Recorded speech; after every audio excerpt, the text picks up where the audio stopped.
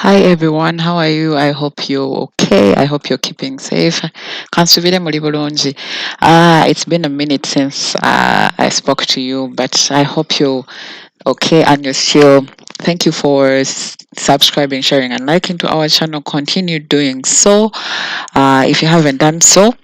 And yeah, help us grow the channel. Also, keep bringing in your adverts. This is Rant with Juliana and Emma. Thank you for keeping it here.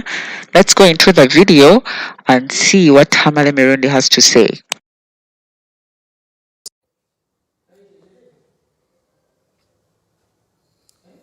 Somehow,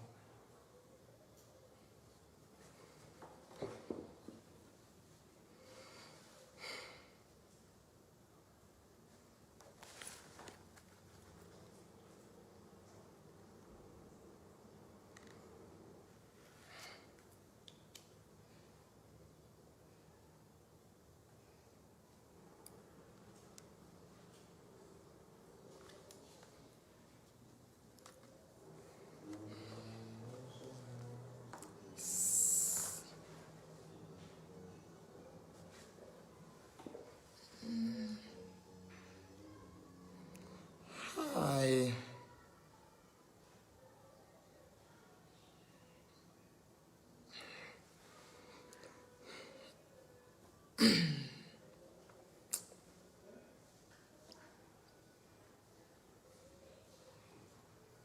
nanti ogenda kukola ogenda kufundira amazzi like water nanti ntandise. Hi guys, how are you? I'm so fine. Kansubire nammwe muli bulungi. Leero ndi mujozi gwa England tiimu yange. Let me hope you are fine. Yeah, it has been a while. I've been off on my page, but I've been doing programs on YouTube. I want to thank people that are following me on other platforms apart from my page. I think it's a very good morning to everybody.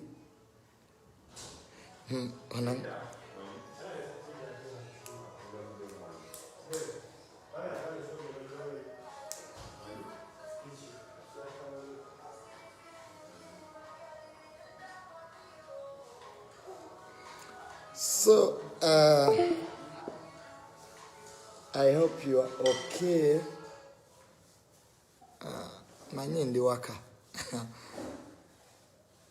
Andrea. So, I hope you're okay. My phone was stolen. I've been out of touch with my friends. Most of my friends are abroad. I wouldn't want to lose most of them. So mbadde out of touch ne bakwano bange. Naddala abali.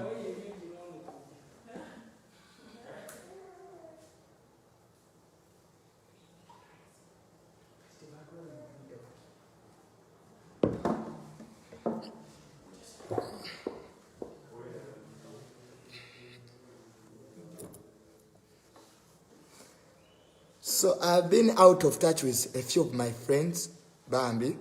Naye a number yange mpya. Esimu yange yabula. It's very normal to lose a phone. It's not the first time.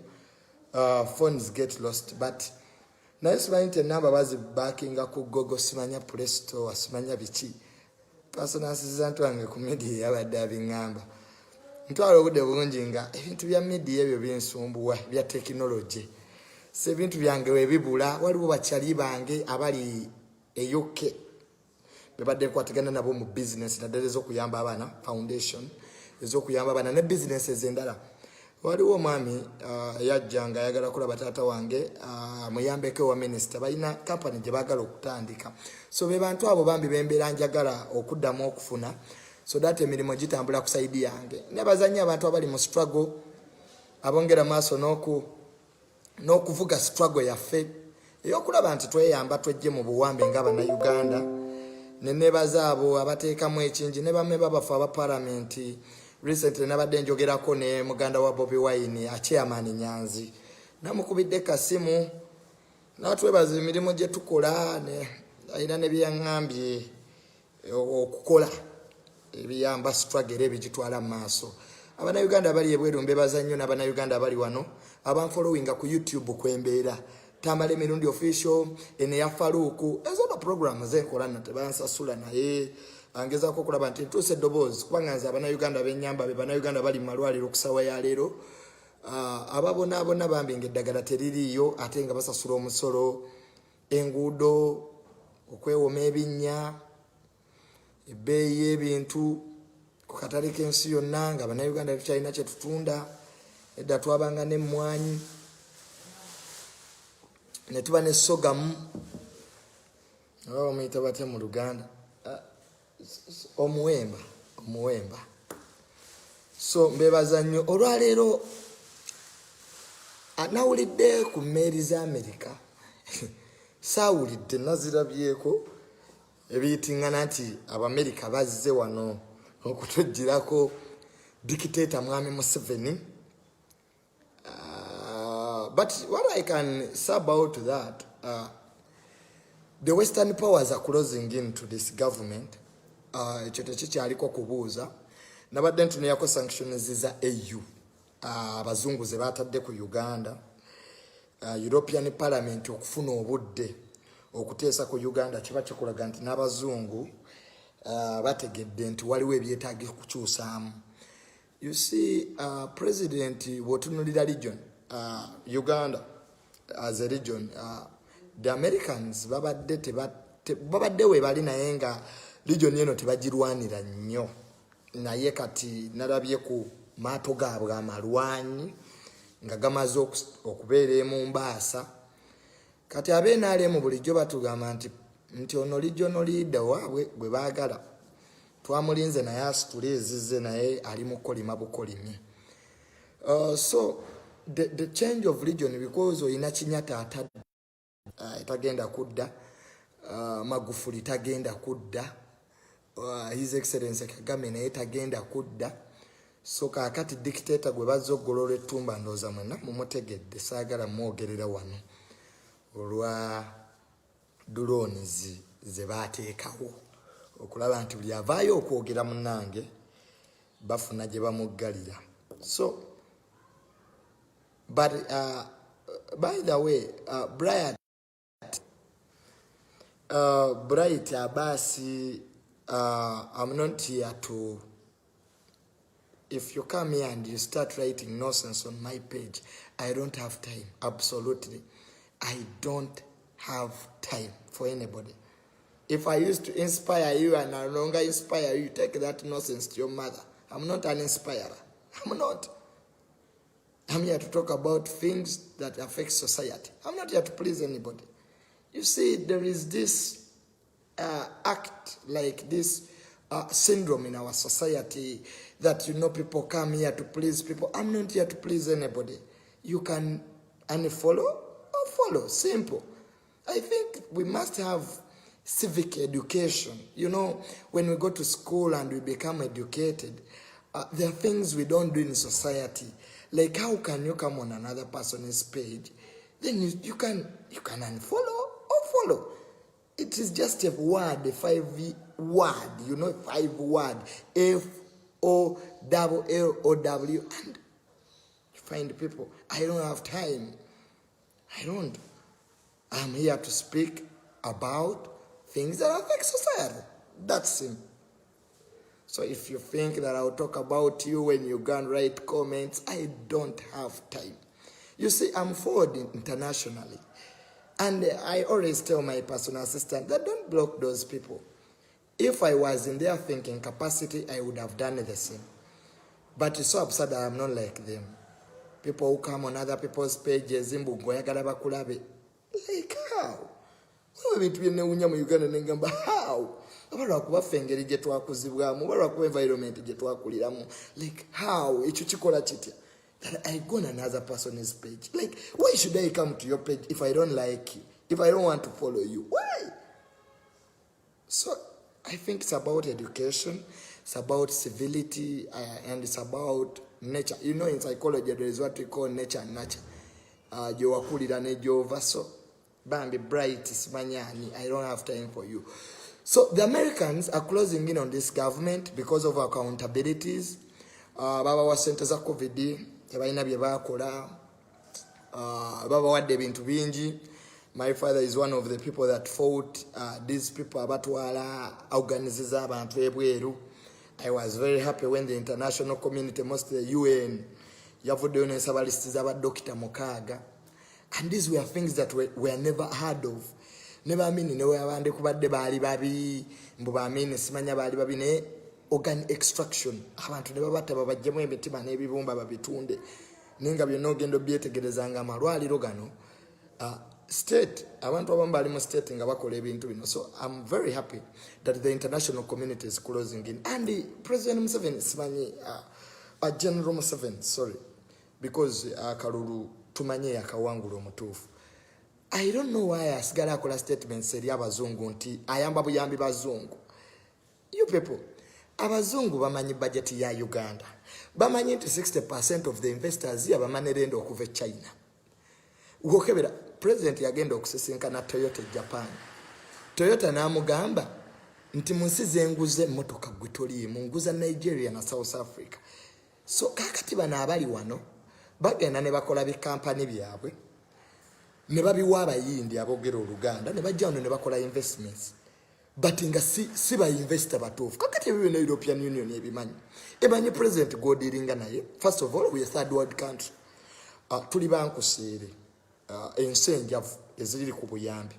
Nenga ate mwana wattu omusolo gwe babadde batupeeka singa kakati tulina capacity yaffe kuba okwewola si kyebi amawanga gonna geewola ke baba bagaggera bakola ki beewola but weewola to improve people's capacity, the country's capacity. Kakati olwaleero yo European Union emanyi mwami Museveni nti sente zonna eza COVID baalyandye. Testing kits walale yali egula $3 wano yali egula $6. Ne bagenda bakola testing kits e Makerere University. Ngezimu zi testing positive and as posting a negative. Kakati yo mu America kyayagala ye yakifunye dda. Build Nairobi as a financial hub because Nairobi kakati ye financial hub ya Central and East Africa. Because for them buying projects zolabirako ddala standard gauge railway. No wetubange gwanga tuli basiru nnyo. Tosobola kugamba nti ensi terina railway line. Ng'ebintu Kenya yali tuzimbidde inland port wane Naivasha. Ebintu ne bitwala essaawa ezisukka mukaaga nga ziyita ku luguudo. So abazungu bamanyi ekonomi yaffe kyeki. Abazungu bamanyi nti abantu abasinga tebawa misolo mu Uganda. Ekonomi yaffe eyimiridde kuba manerende China. Kakati President Museveni ne bw'anadduka Russia ne China. Russia tegenda kumuyamba. Kumuwa sente ezo zisobola kufinansinga leero abasomesa batandise strike olwaleero. Kakati kiba kitegeeza nti y'omuzungu tajja kayana naawe ye ajja kusiba sente. Uganda ebadde ejja sente mu Commonwealth. Those are credible institutions. Luno oluguudo lwa Northern Bypass AU ye Luzimba. Amalwaliro agasiga gali funded by AU. Kakati mwami Museveni bwe yali akawamba obuyiza yagenda mu United mu AU. European Union yezimba yagenda mu AU. Nagamba nti ekizibu kya Africa lwaki amawanga gatuula ng'ensa president atta abantu ne batavaayo kuyamba nsi eyo. Kakati olwaleero naye kimukwatiddeyo. You have a president abaana gamba nti drones zikkirizibwa okuwamba abantu. Tick. Emmotoka etali ya government. It's the role of the police to arrest people. UPDF doesn't have any law in the constitution to arrest anybody. YESO doesn't have any law in the constitution to arrest anybody. The police is the only mandated security agency that is supposed to arrest people and put them in places that are gazetted in law. But oyina abantu ne bajjira mu drone nga beekapise. Ebyo bye bambala ebyo bye beekapika. Ne batwala abantu ne babasibira mu safe houses ne babatulugunya. President nakkiriza nti ye okusiba omuntu essaawa 48 which is a clear violation of law. Lwaki oba osiba omuntu essaawa 48 muguleko emisango omutwale mu courts of law. But you cannot binga gwanoonya gwe prosecutor gwejja kakati bana amateeka gabagaze ku bikukujju. Kakati y'omuzungu tagenda kutunula nga human rights was violating. In fact, Bobi Wine kyasinze okukola ffe nga bannayuganda kyekisinze omwagalako has awakened up people. There is a lot of political awareness. Besigye yagenda mu TDA ne batula n'embabazi e Bungereza. Ne bateesezaayo nga David Cameron Prime Minister, the then Prime Minister wa Bungereza, ye yali akulidde ono omusajja ono ow'eggana Kofi Annan kubanga olw'okuba opposition yaliwo mu. Sorry about the network bagiyingiramu. So olw'okuba opposition yaliwo yali abantu abazungu bamaze okitegeera nti Bobi Wine asobola okukwata obuyinza. Akalulu akawedde kalaza abannayuganda ekintu kimu nti ekintu kya President Museveni kinafu era abantu basobola okukwata obuyinza mu ggwanga lino. And Bobi Wine ye moto. In fact omuntu kyaba nakyo ng'ekyokulwanisa mu politics gy'emyaka nti olwaleero William Ruto ne banamulwanisa Kenya yakyali muto bodinga bagenda ekisinga okuluma bamwami Museveni bano myaka nti emyaka ananga ofuga eggwanga ng'omuzungu akimanyi nti economy toyina kyokoze kuba tebalina kye bakoze. Leero Uganda teyina capacity nga Kenya yasazeewo okuggala omwalo tetulina capacity tuyimirizaawo. Kakati President Museveni najja n'atugamba nti is doing whites a favor. I was going to those countries, I was doing them a favor. You gwenga gwayamba European Union ngo ogenda okutwala budget yoku okusaba sente. So omuzungu bwato bwe yakuba Gaddafi ataddewo emmeri ye wali e Mombasa goli waddembe osigala nga okwata abantu mu drones oveeyo. President w'eggwanga n'asoma list nze by the way eyo speech when nategedde nti President Museveni takyafuga ggwanga lino. President w'eggwanga n'osoma list ffe tetugaana safe houses zibeerawo buli nsi because we must separate people evidence baleme kusharinga evidences criminals naye omuntu aba tannasalirwa mu mateeka he remains free from execution until proven by court. ISO doesn't have executive powers to arrest people, to torture people, ne basalira omusango. Kakati omuntu omutwala otya mu court ng'olede wamukubye because a person cannot be persecuted twice. Bana abaana be bakwata mu drone be basayininga affidavits mu court. Waliwo kye tuyita affidavits nti Tamale nali nkuuma akalulu n'ensayininga okuwaayo obujulizi mu court be bamukube bakwata. Waliwo abaana be baakutte emukono abasirikale bajja emukono bino nno mbimanyi bulungi nnyo byenjogera ne babuuza abaana nti Muwanga asulawa. Abaana ne bagamba Muwanga asula wansi naye tetumanyi kati ono Muwanga gwe baali banoonya y'omu ku baakuuma akaluka Bobi Wine emukono because no has a good case in court. Era okuwangula omusango teweetaaga bajulizi bangi mu court. So abaana abasayininga affidavits mu court abaana be bagamba nti abaali ku plan B. This is to criminalize NOP. There has never been a plan B to ban the city. But you know Mr. Museveni, even when Besigye bwe yalinga amuvuganya yamulinkinga ku ADF nagamba Besigye mubi akolagana ba ADF to criminalize to you. Leero osobola okuba wa NOP ne bakuteera emmundu mu nnyumba yo nga bakwagala. If it is true abaana bano baali mu misango lwaki temubakwata ne mubatwala mu courts of law? Bwe kiba nga kituufu Eddi Mutwe balina emisango gye baakola lwaki ate obo basibira mu court martial? Because lawyer jagenda afune production warrant abajjeyo. Kakati olw'okuba nti these are selfish things done by the state, they are supposed to criminalize you. If Tamale have a case to answer in a court or at the police station, do you have to bring a from a drone where people are covered without names? So kakati tuzeyo mbiseera by'amini ekyo omuzungu kyatagenda kukkiriza. Omuzungu amanyi bulungi nnyo ebifa wano. Nze nagenda kwembaseemu ey'abazungu ne bagamba Tamale Mirundi Jr ne banga politician, we know your father is a politician. Kakati omuzungu amanyi Uganda n'okusinga bana Uganda. Genda olaba American embassy bali mu kugizimba kusaba y'olwaleero bali mu kugizimba. Kakati ono yeeyita regional leader nga yagenda mu AU nga ye akawamba obuyinza n'agamba nti African countries and Europeans should intervene tebandire amini kutta bantu. Olwaleero naye ekintu kimukwatiddeyo ekisinga okuluma President Museveni kyasinza okukola nti olwaleero bwe tuba twogera ku Uganda empya ye President Museveni alowooza nti Uganda empya egenda kubeera yaabo ababbye sente z'omuwi w'omusolo. Ye kibalowooza naye ng'omuzungu olwaleero ku ssaawa ya leero gundi azina declaration forms omuzungu azina entuufu because ye byabakama yabagamba mu backalo tewaliwo president agenda mu kitundu nga yeesibye ku polling stations n'awangula 100% turn up nti mu kitundu ekyo teri baafa teri baavaamu mbuto teri baali mu loogi tekisoboka obwo bubbi bw'akalulu kakati bano abaana basayininga affidavits mu kooti be bali mu kunoonya naye ekisinga obubi nti abantu babadde bagomekereza gavumenti eno mubbye ssente z'omusolo ne muzimba amaka ebweru kakati wenjogerera abakungu ba gavumenti abamu abaana bammwe bagenda kudda famire zammwe zigenda kubeera deported wano ate mwami Museveni kyatamanyi nti Joseph Biden mukatuliki yafuga America kakati otulugunya ate Robert Kyagulanyi ate omukatuliki kakati gwe tosobola kutegeera nti Joseph Biden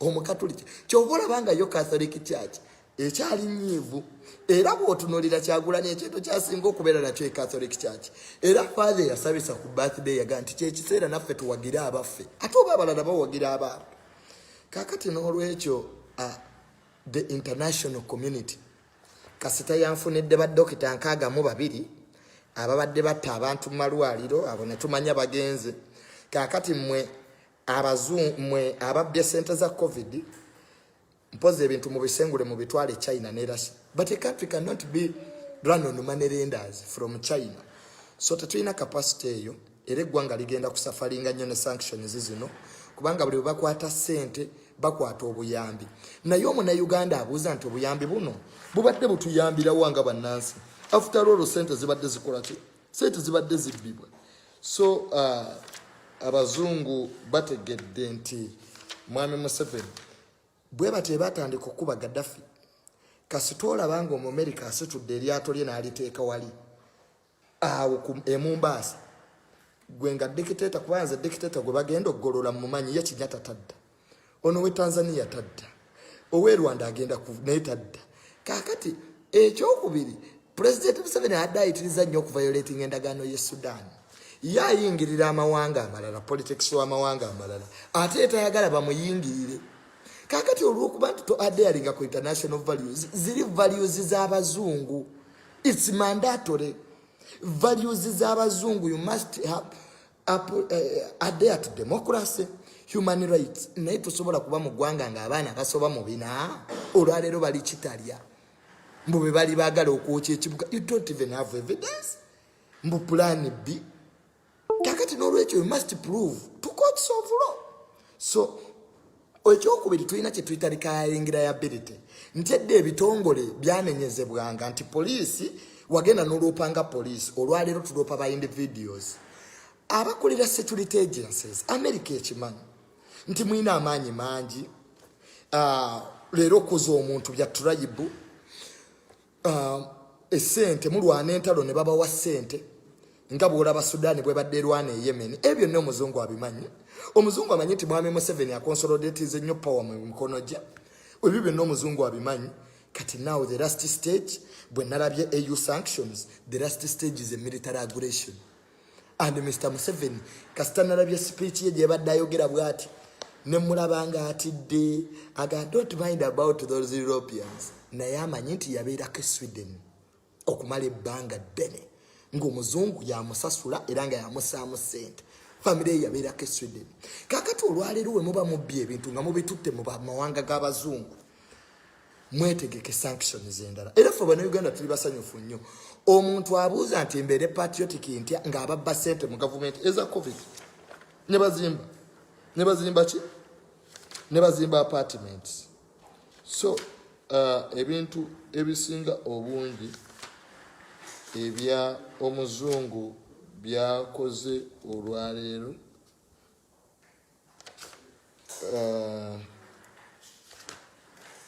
tujja kubiraba ng'omuzungu ono nina wennoonya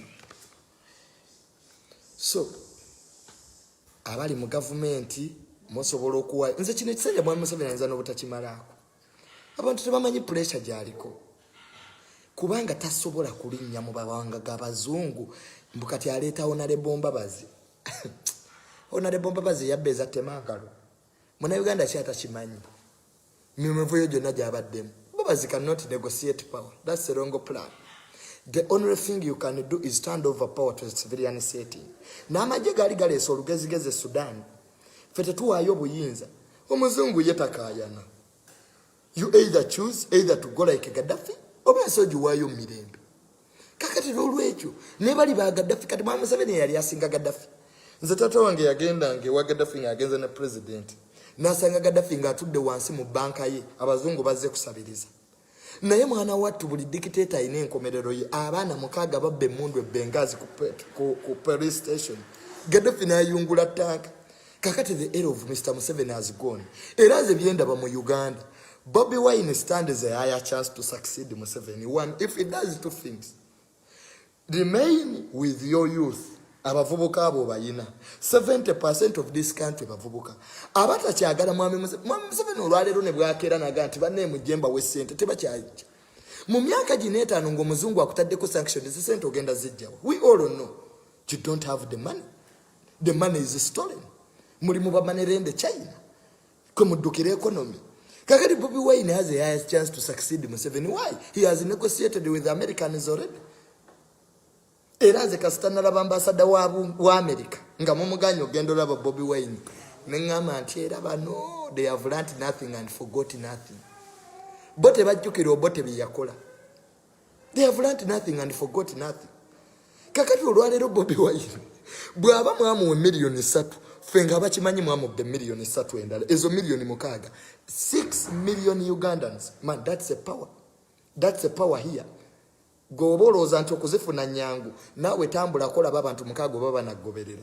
Ba politicians bali wano bataddemu sente bazimbye bi project muwozi projects simanya lwabo byonna tebirimu teri abigoberera. So Bobi Wine is collaborating with ate America abo kigwe kyotamanyi nti ono yasembeza abarasha era ze kasitana laba His Excellency Kagame.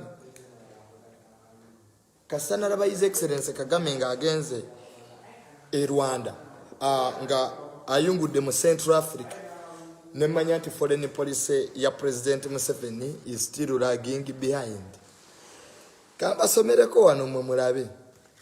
As we observe, the leaders often fight imaginary enemies, leaving their real enemies out. The enemy of President Museveni right now are the Europeans. It's not Bobi Wine. Beba muleta, ne bamuwa entalo z'alwanye, ne bamufinancinga. Today Europeans are saying he should leave power. Ne bwona akola ki ne bwona akola speech ng'obatiisa. Amagye go bagamanyi counter-terrorism of America be bagisaamu sente. You cannot feed that army without Europeans. And I don't know the problem with African leaders. When they grow older, they become pragmatic and arrogant. They forgot the fundamental issues. You are not bigger than Gaddafi. You are not bigger than Mugabe. Uganda is just kapapula kugundi ya dice. Kakati Bobi Wine yabasookayo mu bazungu. Mwene mulowooza nti mujja kuddukira China, Omuchina yayungudde marriage. Omumerika yiye eri wali. Teri yangangala mu region. Bonna basirise ba regional leaders. Abenaale mu regional power nga tetunalaba zaasitula. Buno Bosikoi 35 omulasha bwe yamuwa. Bwagenda okubisa Abamerika. Waliwo omukulembeze watuuka. Mulekaze mbasomere. Instead of resorting to peace and stopping the wartime killings that were going on in Uganda, Idi Amin invaded Tanzania in an act that eventually brought his downfall. Idi Amin naye yatuukako mu kiseera Museveni kyalimu. Mu kifo ky'okukomya abatemu. Abannayuganda mu kifo ky'okga President Museveni ky'otuga nti abawambira abantu mu drone mulekeraawo. Ye ate ali mu kukwata bano aba people power. Mwifutuka nti ababba sente z'enzige emiliyoni za $3. Baminisita ababba sente za COVID kambakwate. Abantu bawulire ku relief nti nkutte ye ababbi. Is pushing society to the extreme. Ngera Amin. Amin ebizibu byamusukkako ewaka. N'agenda n'alumba Nyerere. That was his downfall. Gende maaso. I don't intend to waste time and space analyzing the Obote regime because I have severely pointed out in very many books Obote wrongly believed that Yoweri Kaguta was his arch enemies, which was not true. Museveni did not direct the NRA government to kill people. Neither had he had a hand in internal divisions within the UPC, which eventually led to his downfall. Bobi Wine tayina mukono taberangako mu gavumenti. Ababeza chogamu Bobi Wine teyalimu. Ababeza temangalo Bobi Wine teyalimu. Ababeza enzige Bobi Wine teyalimu. Ababba radio ripoti yange eriwa gye nabadde nayo eya radio abasajja ne bakwata emiliyoni za dola ne bagula radio ezitatukanga mu Bobi Wine tabanga muso. President Museveni is fighting a wrong enemy. Inaba bawujirizi b'obunyama after 40 years mu UN obogenda kwogera kikyota yogerangako.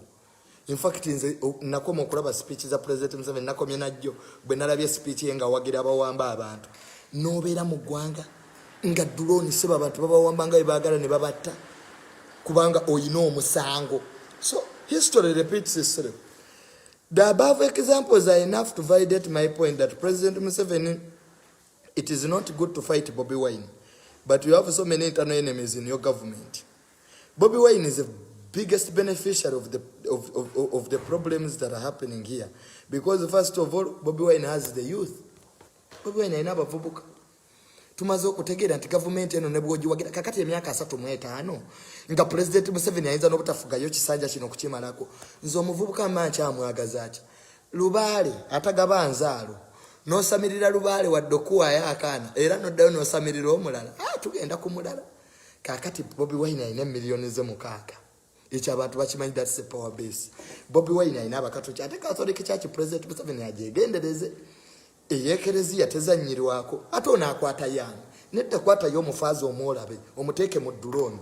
Kakati institution zonna zimaze okutegeera nti ono kyobola banga n'abalamuzi they are preparing for post Museveni era buli omu adduka bonna bali ku life after Museveni. Eno government tekyagala nti nga bugagga bwo akakaddeko ku kyalo we kakaddiwa nga mayembe nga gagavaako nga kakwata omuto. Olwaleero mu Uganda tulina gw'okyagamba nti President Museveni asobola okusakiwalinga future yo nga byagamba nti can secure future, secure poverty. That was also intimidation. How can you secure my future? To secure poverty, to secure killings. So olwaleero abana Uganda bakitegedde nti President Museveni takyagala nti nga future ya muntu. We have a 80-year-old president who has ruled for 40 years. The Europeans are taking over now. The Americans nga Biden yafuga mbu Biden omukatuli kyakolekeko. Kakati n'olwekyo amaato g'Amerika agazze kapiteni w'eryato atuyambeko ekintu kimu yali paakinze wabi singa eddala aliteekako wana ekyennyuma awo Sudaani awo ne bamuzingira eno n'eno ffe tujja kubeerawo nga Abamerika bakutwala ne bw'onaalamenti nga ne bobote ne baamini batuka ekiseera nga bali mu state yemu tugende tukwateyo no to intimidating abantu. People know that Museveni is going. Museveni cannot even finish this term. Everybody knows. The judges tovolanga balulinga Bobi Wine ne bamuwa ebibiina. But Justice Kabito nabo bakolerera president yaddako. Va kubano bo Alfonso oyo simanyi owini odoi. Bajja kubakwatira wano. Try after 10 years ku American embassy. So Americans, we shall collaborate with them to see that power changes peacefully. Ezo speech zakola namulabye nga atidde awaza American influence. Secondly, ku musango gwaffe oguli mu kooti bino balodonize makerere bye bayogera zino ze baawa ku musango gwa 2016 friends of court ku musango gwaffe we have a good case, but I don't think those judges are fit to handle the electoral process, the election petition. The time for filling and determining of the petition. In the course of hearing this petition, the issue of adequate time of the time provided in Article 104, Section 2 and 3 of the Constitution for fulfilling and determining a presidential election comes up. The same issue was pointed out by court in 2 previous presidential elections. the 10 days period within which to file a presidential election petition and to gather evidence, and the 30 days within the court must analyze the evidence and make a decision under Article 04, Section 2 and 3 of the Constitution. We recommend that the period to be renewed and necessary amendments to be made to the law to increase it at least 60 days to give the parties and the court sufficient time to prepare, present here and determine the petition, while at the same time being mindful of the time within which the new president must swear in. But recommendations is abakugu abasomesa amateeka makerere baatula ne bayisa recommendation zino ezimu ezitaagobererwa ne bagamba nti obudde obw'okuwayo petition bwongerezeeko because kyetulинoonya abanuupu bakiyita substantial effect nti you have to prove to court nti obululu bwonna obwabbibwa bw'ogatta obululu bw'ekiruhuula n'ogatta obululu bw'e Kalamojja n'ogatta obululu bw'e Masaka obwabbibwa buleeta kye tuyita substantial effect nti w'obujjako mwami Museveni tafuna bitundu 5 bimufugisa ggwanga kubanga era akalulu kano yali talina gy'abijja but kizibu nnyo okupuluvinga ebintu bino nga evidence bagikuwa ogikuŋŋaanye mu nnaku 15 kyova olaba bahuna Sseggona mbakuba naye mbakuba mpola. It is very hard to prove okufuna obujulizi obwa ensi yonna mu nnaku 15 kakati abaali abasomesa makerere friends of court baawa ne bagamba nti obudde buno bwongezebwemu nti zive ku nnaku zino abantu mubawe obudde. Second, the Supreme Court have got first test mu musango gwa Mbabazi ye baamukkiriza nti obudde tebumala, he can bring his evidence bw'ayagalira. Bwe kyatuuse ku Bobi Wine basajjamu abali mu judiciary ne mumenyawo bye mwali mwayogera ne mugamba nti you can get justice without technicalities. That's the fundamental law.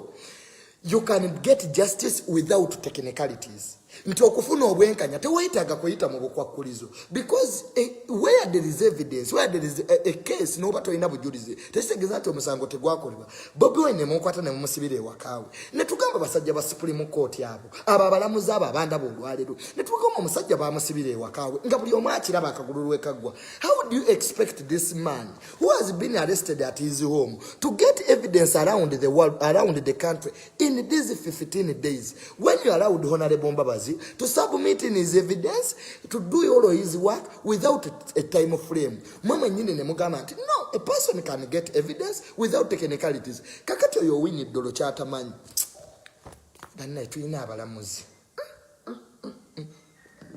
What your winyi dolo doesn't know nti eyo president gy'asetinga egenda kukwata ne ku misango gy'ettaka.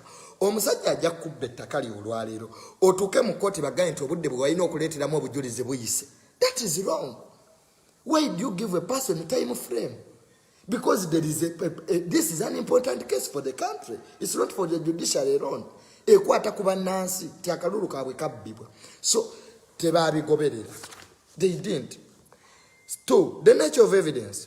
Whereas the use of evidence in presidential election petition is necessary due to the limited time within which a petition must be determined, there nevertheless are serious setbacks, mainly because the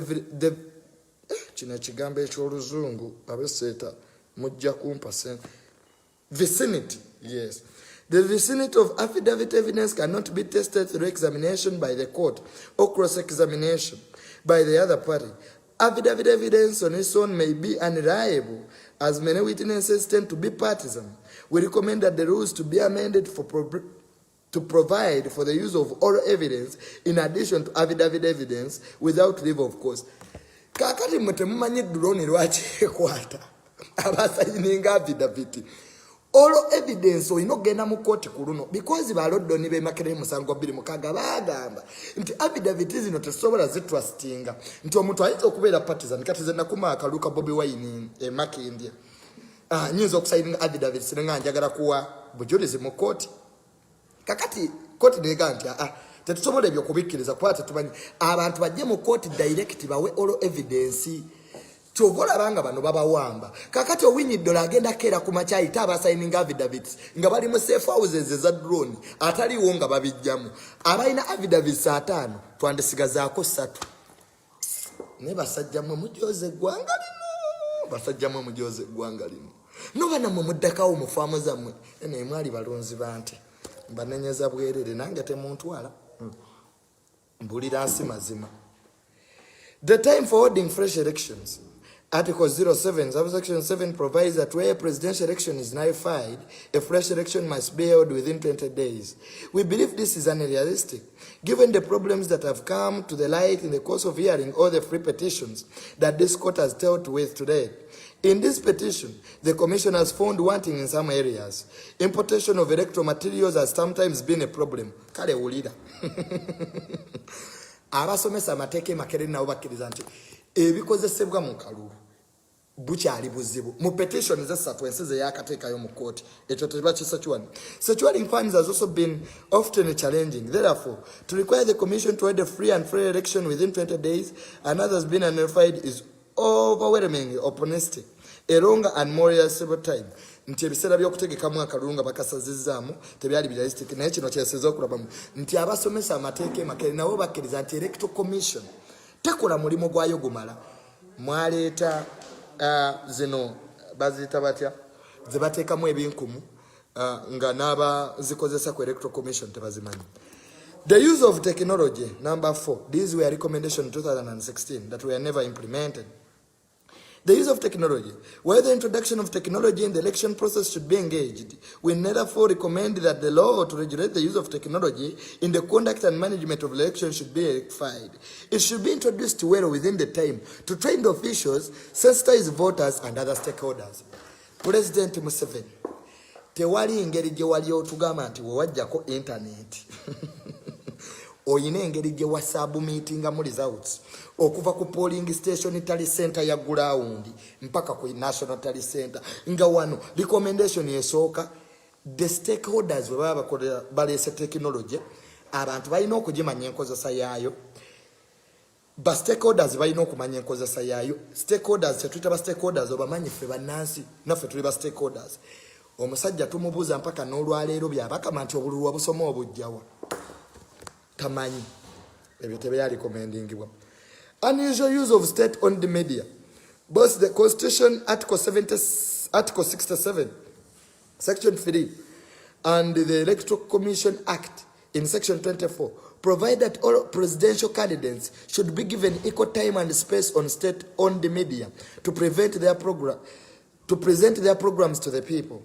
We found that UBC had failed in its duty. We recommend that the electoral law should be amended to provide for sanctions against any state organ or officer who violates this constitutional duty. Bobi Wine nga bakamunominating. State media zonna eziri owned by the state. Zaali zino muwandikira ebbaluwa zimuge sebo Bobi Wine tukikkiriza olifule nominated programu yaffe yeeno. Tukuwadde obudde bwe buti. Era mu 2016 balodons basanga nga UBC ya violating etteeka n'ekuluno yali violating. Kakati era sebako kakyali free and fair. Candidates did not get equal time on media. Ne tuba ne ba moderator be bakwata ng'omusango gw'embali gwe twadde tukyalimu nga just okukyaza Bobi Wine kikwatisa. Kakati sebako kali free and fair. Njagala nnyo abalamuzi bano. Ebintu bino byembasomera ndaba ensala gye banaabisala. Nanyi twakoye no generation temuzanyirako. And these things by the way documented. When we get power, we shall iron you out. You wait. Donation during election period. Section 64 of the Election Act deals with bribery. We noted that Section 64, subsection 7, forbids candidates and their agents from carrying out fundraising and giving donations during the period of campaign. Under Section 67, it is offense to violate Section 64. However, we note that under Section 64, a candidate might solicit for funds to organize elections during the campaign period. Furthermore, a president in the ordinary course of her duties gives donation during the campaign. The section in law should be amended to prohibit giving of donation by all candidates, including a president who is also a candidate, in order to... Tebakiriza gaba sente mu kalulu. Kakati olina president nga ye commander in chief. Abamagye yabawa emisaala emyezi 3. In front. Kyebayita prepaid salaries. That's bribery. In fact, Honorable Segona kyeyabadde aleeta kyabadde kikulu nnyo. kiri kye baaganye nti President Museveni as the constitution states abantu bonna balekawo ebifo byabwe ye n'asigala nga ate commander in chief is directly involved in an election. Sa owinye ddolo ebintu bino oyina okubirabamu byenjogera, and these were recommendations. The involvement of public officers in political campaigns. The law should make it clear to public officers that they should not be involved in campaigns. Twagala owe Masaka akwatibwe abo bonna abasirikale abali bagamba tebagenda kuwaayo buyinza sebo justice twagala abo basookeko munda. They were public officers ba RDC betwalaba mu kalulu nga bali mu ngoye z'amagye abo bonna bakwatibwe. Era koti n'esembayo ng'egamba the role of the Attorney General in a petition. The Attorney General is the principal illegal advisor of government as per section 11.119 of the Constitution. So, Attorney General ne bamuwa ebibye ne recommendations ne bazikola abasajja ne bagaa the Attorney General must follow up the recommendation made by this court within other organs of the state. So, zezo recommendations bannange ze twagala court eno eyassa Owinyo Odolo bwebanga justice abantu bakyakiririza mu mateeka. Naye era omusango ogwo ne bwe muguvuluga abantu bajja gwesalira. Omanyi abantu bano abali mu government balowooza they are doing society favor to iron out these mistakes. Ne Gaddafi bwe yali nga courts tezikola Owinyo Odolo banoonya byabwe ne bavuluga emisango balodoni zikuluno Saabalabye nga bagenda mu kooti kugwamba baziba agenda. So at the end of the day nga bannansi tulina okusigala nga twerwanirira era tulina okusigala nga twogera ebyo ebituufu. Abantu abali mu butale, abantu abali emisolo emingi, abantu ababbye ssente z'enguudo byonna biri documented wano. Ensi tefa abagikulembera era omuwandiisi omu yagamba Omwandisi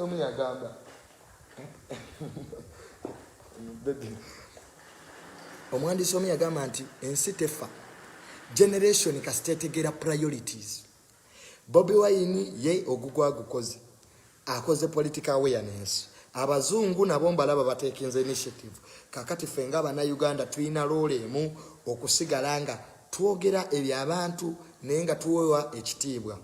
Yes, political parties endala zijja kujja 2026 abamafia balowooza nti bagenda kukola political parties lwakuba ababaka bafa bannuupu balina okwegendereza. Waliwo olutalo mu parliament olwa speaker, leader of opposition, n'akakiiko ka Kosase.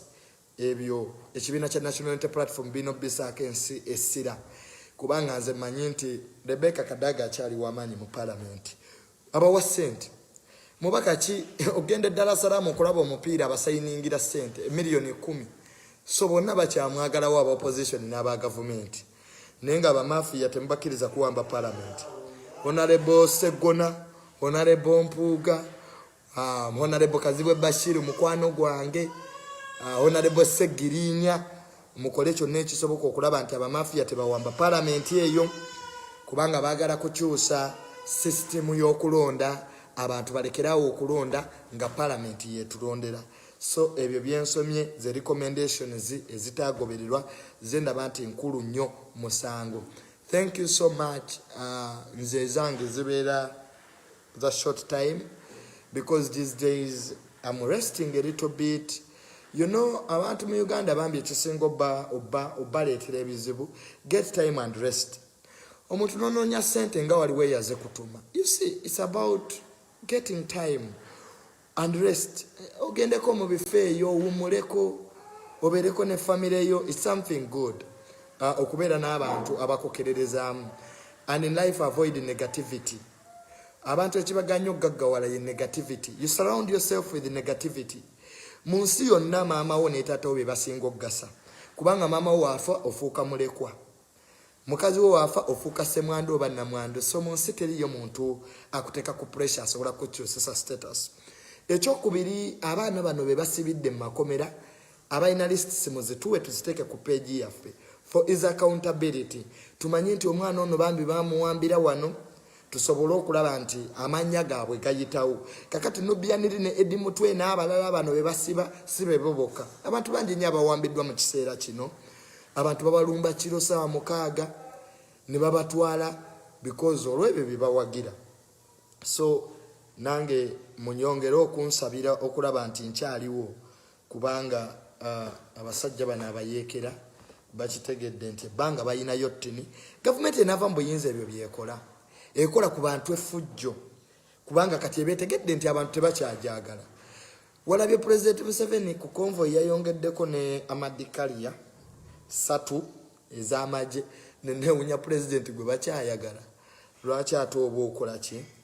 So bano ba minister nabo ate kino ekisanja kigenda beera kibi nnyo because abantu babba, abantu abategedde nti this is the last term of President Museveni. Tusosenkane ku Sunday ejja. Enamba yange empya eri 070 9 6 4 15 070 96 40 15 1. That's my new number. Kosobola okuyita okunfuna, but I will nja kujjamu abantu abasinga obungi benjagala mbateeke ku namba endala n'abalala tusigale nga tukwatagana. Thank you so much. Mwebale nnyo, mwebalire ddala. Abo bonna bawandikako Mesa Donzela, I don't have time for that, Bambi. I don't have time for that. You can also live your life. I'm living my own life. And by the way, me, I'm not married to anybody. So I live my life. So ababeera awo be basindika mugende mu muvume mugende mugambeyo kino emitima gyakaluba twakoowa. So obudde bwe mumala obwo nga mujja ku page yange okuwandikako nonsense. Why don't you post people who are in custody? Why don't you post people who are in safe houses? Nebyo byonna gavumenti ebikola eteekawo abantu mbubajje mbubatujje ku mulamwa. Boss, my private life is my private life. You can love me as a politician. But I used to follow you. I'm now disappointed in you. You'll be disappointed in me. Like how? Wait a second. You get disappointed in me. Man, I'm not Jesus. I'm not Jesus. Put all your trust in Jesus. Don't put it into all people. Because you'll be disappointed more. I'm here. I have a moral authority to guide society. I have a moral authority to put out what I believe in.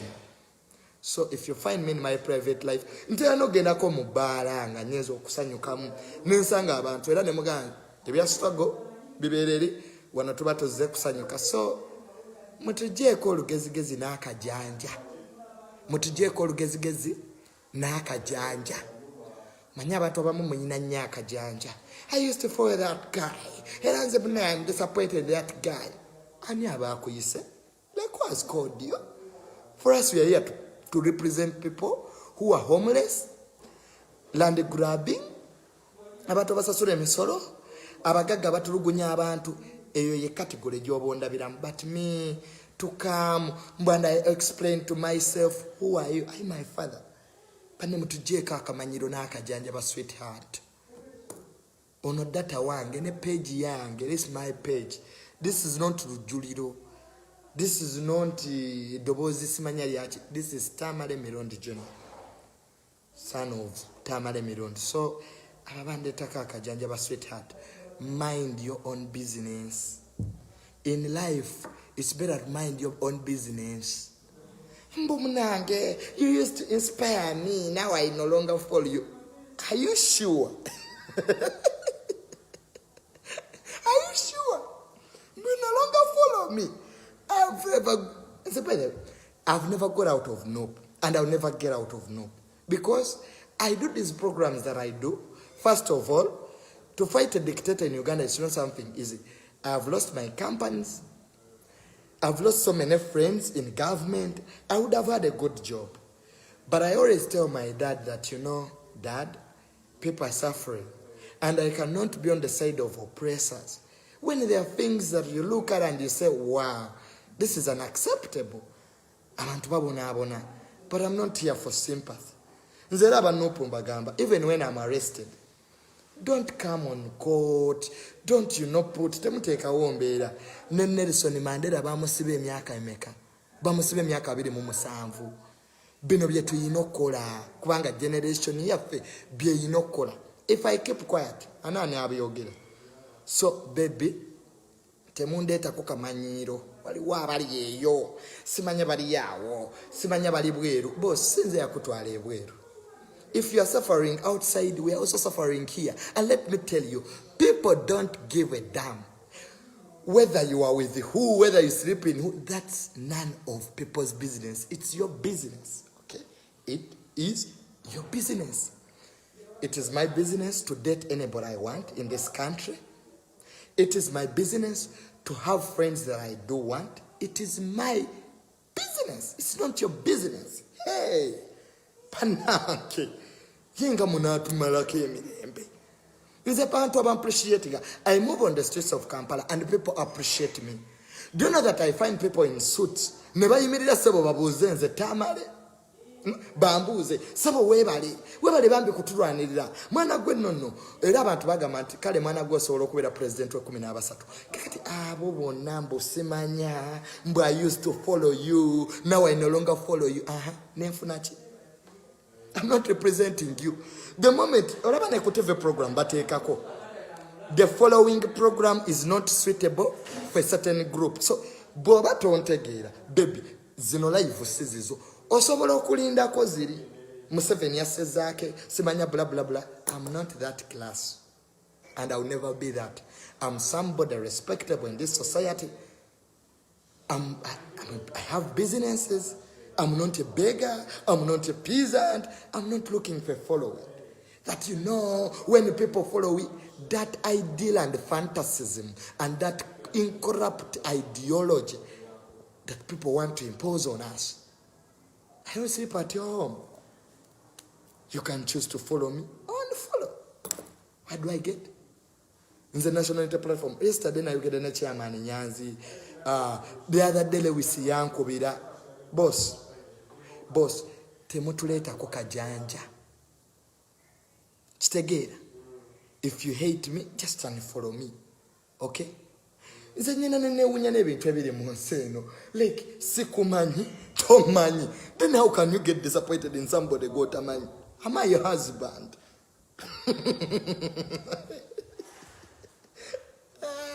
Uganda enyuma musesa.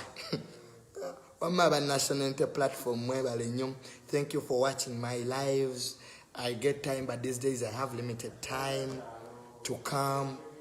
Tuyite mu nsonga zino eziba zikoze amawulire mbeerako buli lwakusatu ne Saturday ne Sunday, sorry. Enamba yange yeyo nyenda giteekawo ku page yange bambi kubanga olina ebyensonga by'oŋŋamba ebyokumbipinga. It's none of my business. Sijja kuba tuli mu struggle kuba teekako wano ka message oŋŋambe Joseph amwati kwanze mbu celebrity mbusimanya mbu ba celebrity tebawa namba zammwe nga muziwaayo masabu. If you can get time to give a witch doctor your number, why don't you get time to give people your number? Waliwo abantu abayina ebizibu.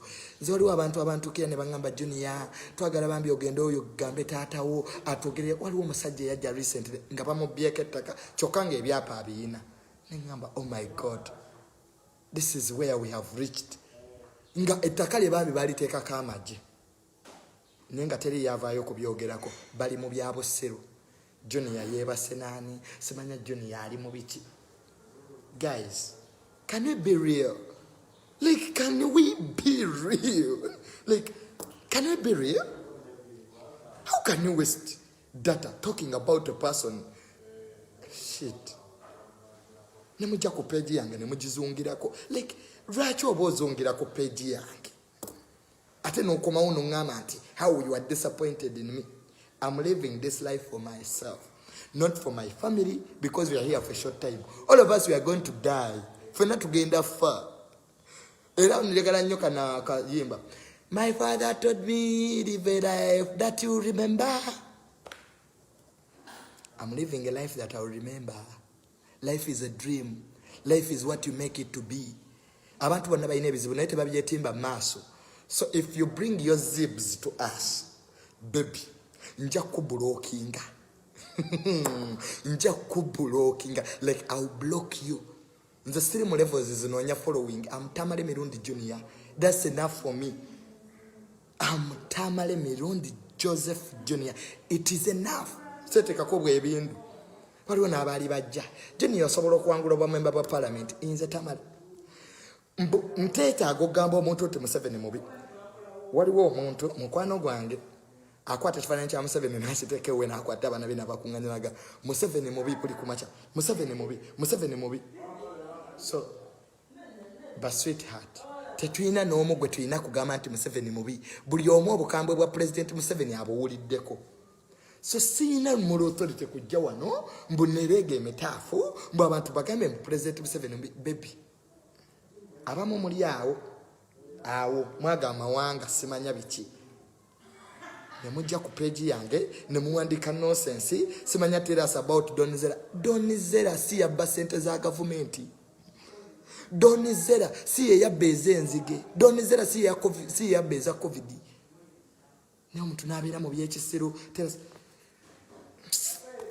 Sometimes tuba tunulira, and I tell people that I forgive those people because I'm not their class and I'll never be their class.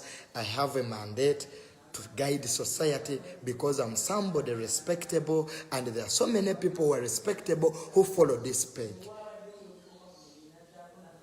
So what down not and kukunyumira zambo, I was inspiring you, you are disappointed in me. Are you my family?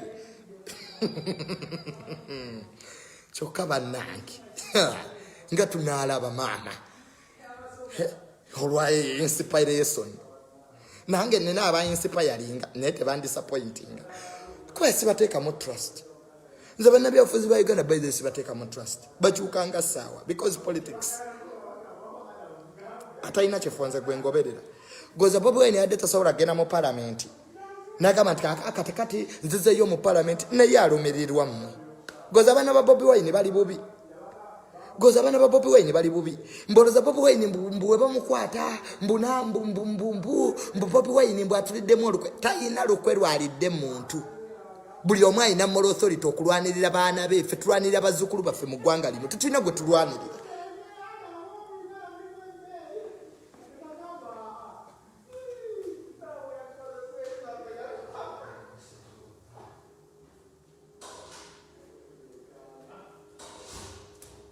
Kati ndi wano ndi waka, I'm home, ndi waffe, netuuliddeko, nenywera ku mazzi. Ocho ndetako ebizibu byo. Like, ndetako ebizibu. Nze situnulira negativity, nze kwatagana n'abantu bangi. Abamu bagge, abalala baki. I don't want to look into anybody's personal life. Whatever you're doing, it's your life, man. Ninze tulinsanga kombo ndi ku page ya Bebekulu Muvuma. Why? Lwaki mbanyenda ku page ya Bebekulu? Wemba yagala omuvumira, asobola omuvumira ku yange. Nawe anyize nnyo osobola okugenda ku yo notandika opegi notandika okwogera byenjogera. Ne mulekerawo okututeekako ebizibu, buli omu alina ebizibu bye. Mulekerawo okututeekako stress. Mwabali mawanga g'Abawarabu mukole work.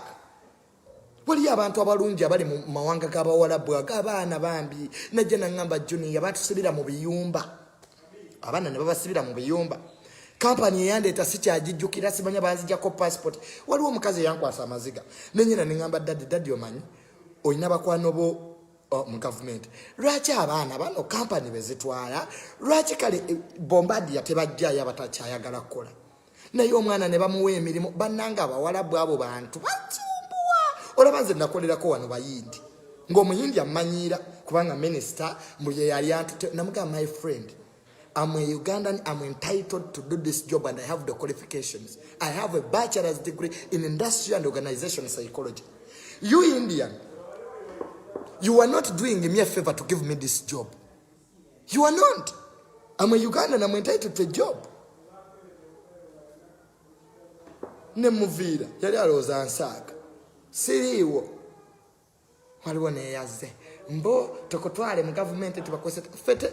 Waliwo MP ngamba wa opposition nanga mumanyi Mirundi oituka ekiseera ng'oyagala olye sente za government kubanga bobo oyamba tebategeera nti obayamba ne boolwanirira kati ate government ebeera eno ng'ekunyiga ate nga n'aba opposition nabo tebamanyi mbu kati n'ogaba bannange tukole ki mulabe wammwe ye President Museveni si ye donizera ne mubeera ku ebyo bitabazimba simanya omuyimbe simanya yaguze emmotoka like kikwatirako bwaba yagiguze yiyo donizera yabbeeza enzige mbu mwagala mutusalirewo that woman simanya is a prostitute oli omuguzeeko baby keep your damn shit to yourself okay temujja kutubuulira baani betukonzai connect with so many people across the sector era nze nyenda ne mukatale ko wino nembuzo omukadde ng'omukadde mwavu talina kyalya nenkwata 15 neze mwana mga mama kwata sente zino olinye mu taxi ogende naye olwaleero mumuddaawo mbojja ku peji yange owandika baby sikumanyi sinze yabbe ekibanja kyewammwe temutuleetako stress zammwe. We already stressed. We are fighting a dictator eyeremeza mu buyinza ng'ayagala kuteekako mutabani we. Muli wano ku Valentine abamu baabakyawa dda obuwala bukeera gwa kuzunga buli mu relationship nga relationship ogirimu n'abantu mukaaga mu kifo ky'okunoonya omuntu akwagala muddaawo muzunga. Go and find your level onoonye omuntu akwagala in life. Find a person who loves you. Mulekera ogenda nga mutijjira ku bantu.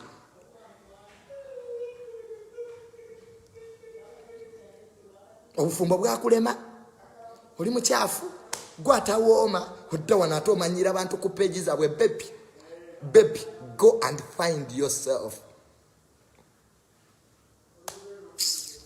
Tumanyira obufumbo bwakulema gwatawooma gwatalina mpisa gwavuma abantu. Teri musajja ajja kwagala nga tolina sente mu nsawo. Mwabawala abanda bamugende mukole ebyo bya makeup simanya weekubye makeup abasajja bakyanoonya makeup laba nno bano abaana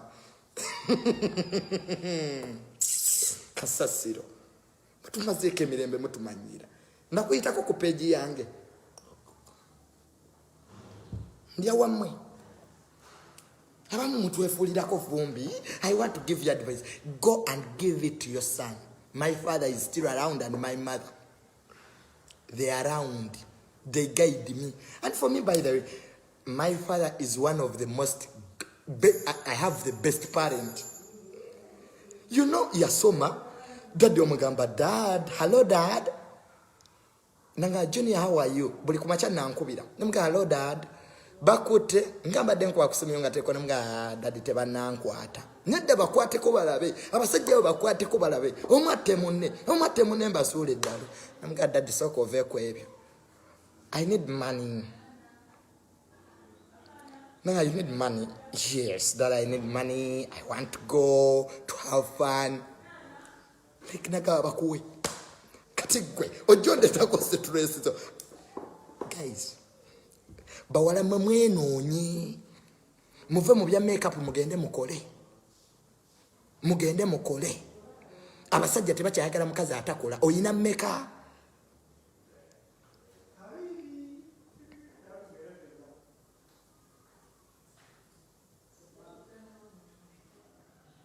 Mbu you are very what? Nedda bambi leero saze mu byabufuzi nazze kugumugumula.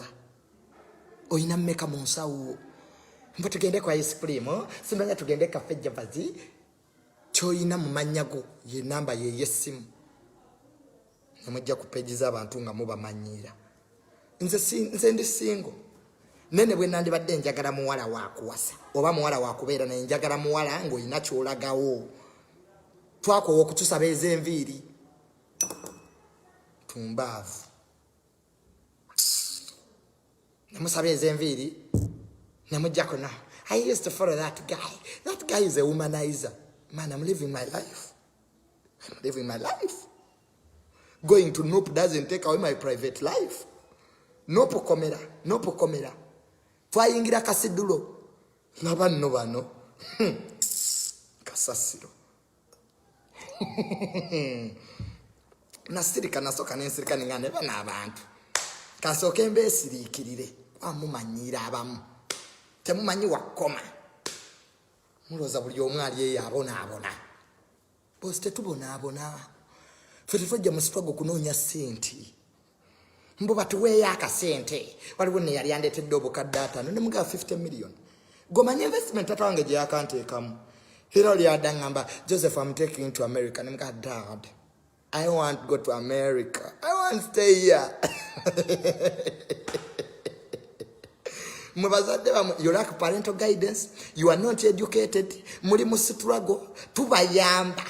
Eddobozi lituuka eri ababafuga bagambe muti bambi Kamirundi nno mwakalabye kayogedde mujjano mutusirwalirako muwoza Donizera gwamuliisa Donizera alyawo oba mwana wa nnyoko kasasiro ne mumanyira abantu gwasalirawo gwe nnina okuba naye amanyi bizinesi ze nnina naye gwaba malaya kuggwe abalala business woman ne bikwata dakowa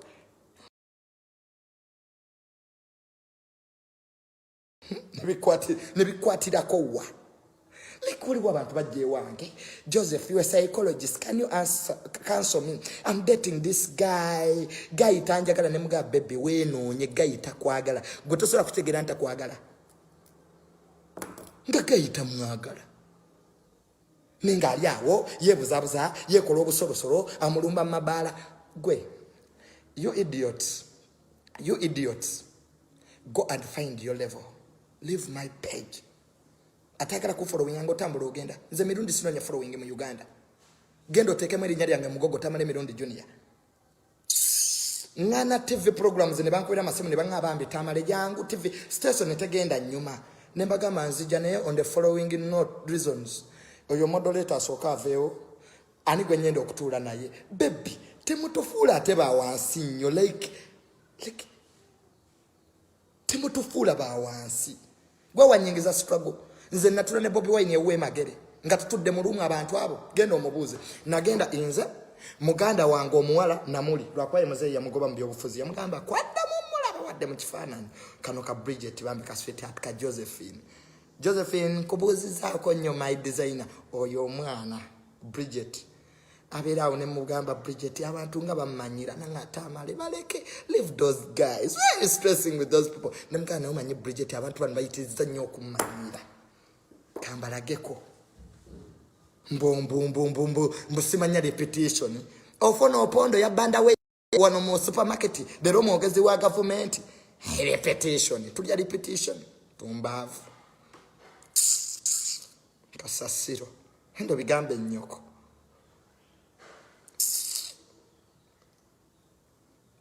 Netule wa Bobi Wine emagere netutula netunyumya. In fact nagenda na kiro netutula netunyumya banange yatuwero coming. In fact yali tachikiriza nti family ya Mirundi esobola okujja. Bobi Wine najja nachanyira. Bobi Wine najja nachalira daddy mu ddwaliro. Oyo Bobi Wine yennyini bambi ne yesitula najja mu ddwaliro nga daddy mulwadde. In fact daddy yali mulwadde nnyo. Era nze ebintu bye nebaza Katonda tata nkuona kwa ndali simanyi nti ajja na kuona. Bobi Wine ne neewuunya mu bantu bonna Bobi Wine okujja ne ngamba wabula ono gaya ategeera kati bano batwe gwe wantwalayo mbo nope bajja baleega amabere nope baby oli yuonore ngo button fe family ya fe envumi tetweguya tetumanyirwa nkala kataba afande muhoza bayine mundu nesitawandika ko the statement nesigala nga neginira mbugolo nabisere aina kapeiro nebo TV buno obwedda buno bu erogi inatunanga ekidoli bastard okuddamu okulaba omuntu amanyira era nagambye personal assistant wange block those idiots manyira wama ambasibudde nga nsaasira abalwadde mukama waffe abangumize bambi eno yebadde spa extra empumuddemu am home tujja kuddamu tukwatagane enamba yange eri 070 9 4 kati jikube ngo ngambe ebyobusiru tujja kulabagana. Thank you so much and my friends abam following my fans bane musigalenga mwagira nopo musigalenga mwagira Bobi Wine musigalenga bambi mwogere bituufu embera gye tulimu Katonda ajja tuyamba tujivunuke. Thank you. Goodbye. Kasasiro.